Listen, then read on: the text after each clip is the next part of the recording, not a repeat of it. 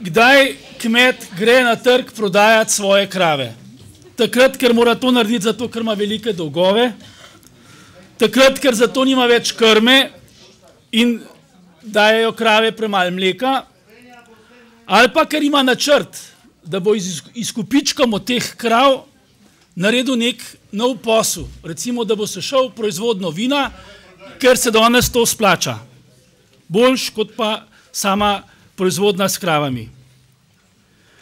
Zato sem tudi jaz proti razprodaji, ker na ta 3 vprašanja, zakaj gre kmet na trg, ne vidim v trenutnem programu privatizacije ta pravih odgovorov.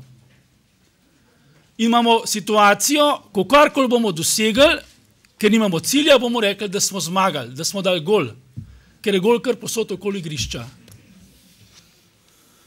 Mislim, da gre res za razprodajo, ker prodajamo na silo, ki je vsiljena od zunaj, ker nimamo prave analize tržnega položaja podjetja in ker prodajamo pod časovnim pritiskom. Predvsem pa ni vzadje, tako kot rekel tudi Bogo Kovač, strateškega načrta.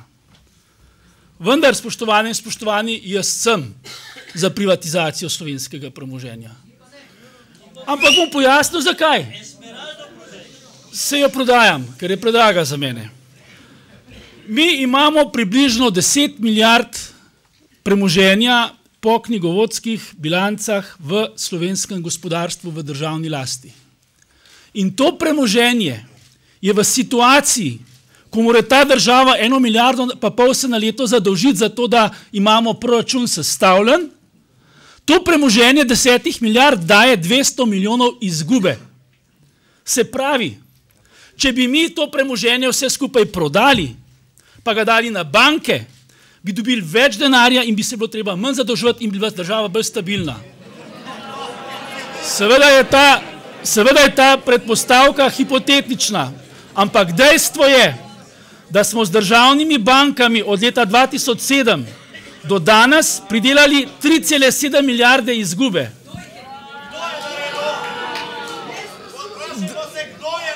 Se strinjam, ampak istočasno so privatne banke naredile 400 milijonov dobička.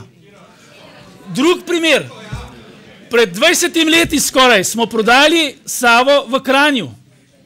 Ameriška firma, korporacija, dela v Kranju še danes. Kupnina, ki jo je Slovenija dobila, se je sprivatizirala in danes v Kranju ni nič več slovenskega. In delovnih mesta več ni. Ne, mene ni bilo nikjer zraven. Tudi ko so se delili krediti, nisem bil nikjer zraven. Neupravičena je stigmatizacija tujega premoženja v Sloveniji. To prinaša v tem trenutku za približno v povprečju 20% višjo dodano vrednost kot premoženje v slovenski lasti. To premoženje, ki je v tuji lasti, je 10-krat bolj dobičkonosno, kolikor je pa povprečno podjetje brez izgubašev v državni lasti. 5 minut. In ne nazadnje. 5 minut. Končal bom z naslednjim. Sloveniji ne bo škodila privatizacija. Sloveniji škoduje in je škodovala, pa bi lahko še veliko podatkov povedal. Odsotnost pravne države in vsakokratna uplenitev gospodarstva strani vsakokratne politične elite, ki je prevzela oblast.